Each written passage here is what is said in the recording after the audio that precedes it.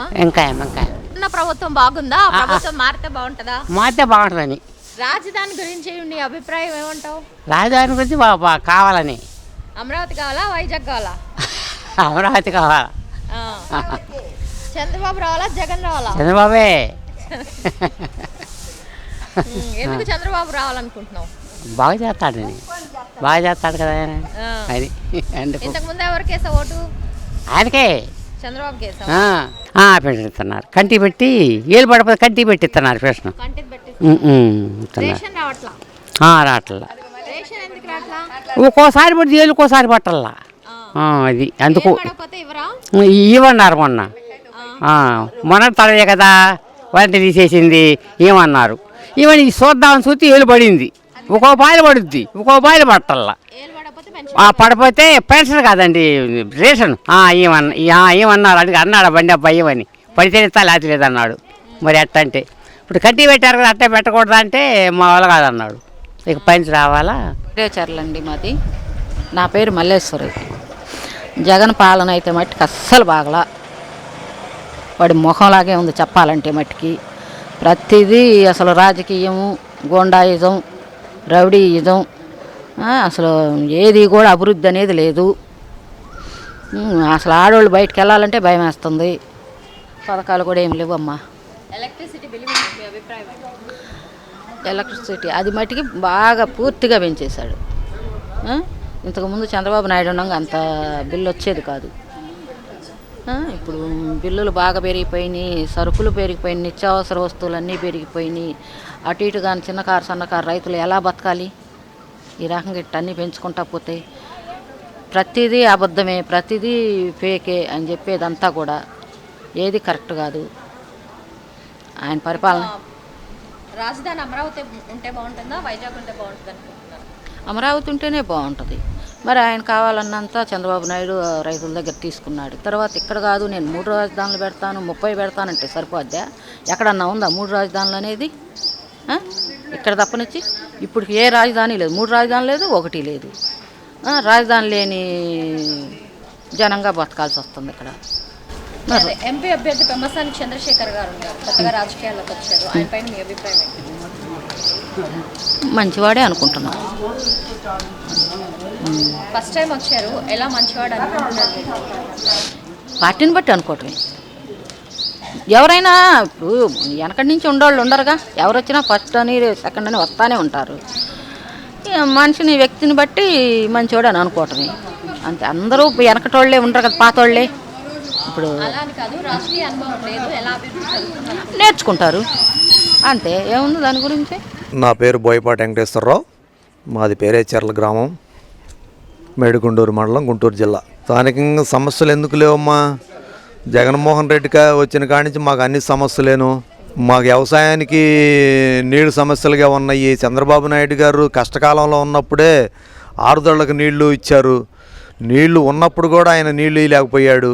Current వ్యవసాయం పనులకి current అవసరమైన కాడ కరెంట్ లేదు. రాజధాని అంతకుముందు ఆయన రాజధాని పొలానికి కౌళ్ళు సక్రమంగా ఏ సంవత్సరానికి ఆ సంవత్సరం రైతులకు ఇచ్చేవాళ్ళు. ఈయన వచ్చిన కాడి నుంచి వాళ్ళని మామూలుగా ఇబ్బందులు పెట్టలేదు. వాళ్ళని తనటము, వాళ్ళు ఇష్టాన్ని వచ్చినట్టు ఆడాలని కూడా చూడకుండా పోలీసులు కొట్టటము, వాళ్ళని ఇబ్బందులు పెట్టిన ఇబ్బందులు మామూలు అంతా ఇంత కాదు. మరి ఆ చంద్రబాబు నాయుడు గారు పరిపాలనలో ఉన్నప్పుడు బాగా ఉంది. ఆయనే ఉన్నట్టే ఇప్పుడు ఎన్ని కంపెనీలు వచ్చాయి, ఎంతమంది పిల్లలకి జాబులు వచ్చాయో. ఈ 5 సంవత్సరాల్లో ఎంత డెవలప్ చేసేవాళ్ళు ఆయన కనుక ఉంటే. ఈయన వచ్చినాక ఏం తీసుకొచ్చాడు? ఒక కంపెనీని తీసుకొచ్చాడా, ఒక జాబ్ తీసుకొచ్చాడా పిల్లలకి? ఈ 5 సంవత్సరాల్లో ఇక్కడ ఉన్నాళ్ళు మాత్రం ఎక్కడికెక్కడికో వెళ్ళిపోయారు. మరి అదే బాబు గారు ఉన్నట్టే కంపెనీలు వచ్చాయి, జాబులు వచ్చాయి, ఇక్కడే ఉండేవాళ్ళు. నేను అమ్మఒడి ఇస్తున్నాను, అది ఇస్తున్నాను, ఇది ఇస్తున్నాడు అంటున్నాడు.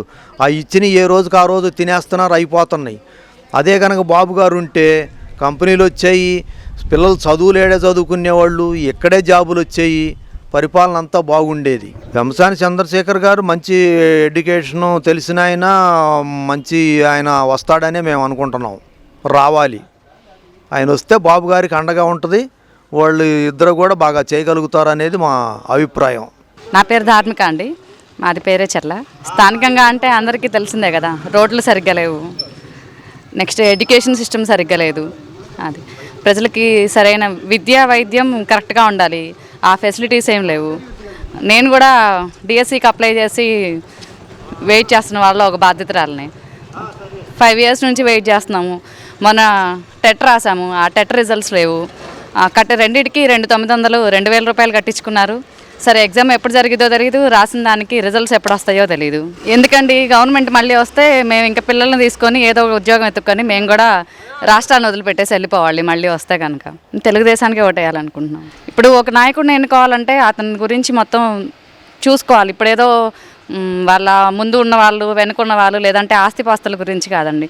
ఆయనకి ఏముంది, ఎట్లా వచ్చారు అని చెప్పి చూసుకోవాలి. ఆయన ఎడ్యుకేషన్ గురించి కానీ ఎలా ఎదిగారు కానీ అందరికీ తెలుసు. వాళ్ళు ప్రజలకు సేవ చేయాలన్న దాంతో వచ్చారు కాబట్టి మేము ఓటేయాలని అనుకుంటున్నాం. పేరే చెర్ల బోయపాటి సీతారామయ్య, మాజీ సొసైటీ ప్రెసిడెంట్. 50 ఏళ్ళ నుంచి సొసైటీలు ఏం పొరపాటు లేకుండా జరిగిన సొసైటీలు, ఒక్కో సొసైటీలో ఎవరెట్టం వచ్చినట్టు వాళ్ళు దోచుకున్నారు. 400 కోట్లు కాజేశారు సొసైటీల్లో. దానికి సమాధానం ఏంది ప్రభుత్వం? వస్తే బాగుంటుంది అనుకుంటున్నాం చంద్రబాబు, రాష్ట్రం బాగుపడిద్దని. అమరావతి రాజధాని పైన మీ అభిప్రాయం ఏంటి? బాగానే ఉంటుంది, అంత అభివృద్ధి చెందింది. చిన్న చిన్న పిల్లలకి డ్రగ్స్ దొరుకుతుంది, దీనిపైన మీ అభిప్రాయం ఏంటి? దేశం నాశనం చేయడానికే డ్రగ్స్, యువతను నాశనం చేయడానికేగా. కల్తీ మద్యం దొరుకుతుంది, దీనిపైన మీ అభిప్రాయం? అది కూడా ఆగమేగా, తాగిన వాళ్ళు చచ్చిపోతానే ఉండరు. పెమ్మసాని చంద్రశేఖర్ గారి పైన మీ అభిప్రాయం? బాగానే ఉంటుంది, కొత్త ఎక్కితే అనుకుంటున్నాం, చేస్తాడని మంచి పనులు అని అనుకుంటున్నాం.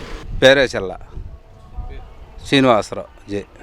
సమస్యలు అంటే అన్ని సమస్యలు వచ్చినాయి. అయ్యగారు వచ్చిన కాడి నుంచి, జగనన్న గారు వచ్చిన కాడి నుంచి. కనీసం మిరగాయలు పండితే రేటు లేదు, దాన్ని పట్టించుకున్న మానవుడు లేడు. ఒకప్పుడు ఇదే ఇబ్బందులు కాసి రేటు మిరగాయలు కాసి రేట్లు తక్కువగా ఉంటే చంద్రబాబు గారు 2700 పెట్టి మార్కెట్లు 6 రోజులు ఎప్పుడో 15-20 సంవత్సరాల నాడే ఆయన కొనుగోలు చేసి అందరికీ ప్రతి ఒక్కళ్ళకి వడ్డేశాడు. ఈ అయ్యగారు ఉన్నాడంటే ఇంత మట్టిగా రైతులు మిరగాయల పరిస్థితి ఏందో తెలియదు. అదేందో ఇవాళ 5,000-6,000 కోత కూలి రాట్ల జనం ఇవాళ అవసరం అయితే ఎంతో లాసు పడి దెబ్బతిని పురుగు మంది తాగే స్టేజీలో కొంతమంది ఉన్నారు. కాకపోతే ఏంటంటే ఈ అయ్యగారి కోసం ఈ 2 నెలలు ఎదురు చూస్తున్నారు కొంతమంది. రైతు భరోసా ఎంత అండి? ఆయన ఇచ్చే 2,000 ఇస్తే ఎంత దేనికి వచ్చాను? ఆ రైతు భరోసా 2,000 ఇస్తున్నారు. ఒక కింటా మిరగాయలు కోస్తే 5,000 అవుతుంది ఖర్చు. ఓ 50 కేజీలు మిరగాయలు కోసిన దానికి వస్తాయి. అంత తప్పితే దేనికి వస్తాయి? ఆయన ఇచ్చే 2,000. ఆ 2,000 ఎవడు అడుగుతాడు? చంద్రబాబు వస్తే అందరికీ అభివృద్ధి అందరికీ చెందిద్ది.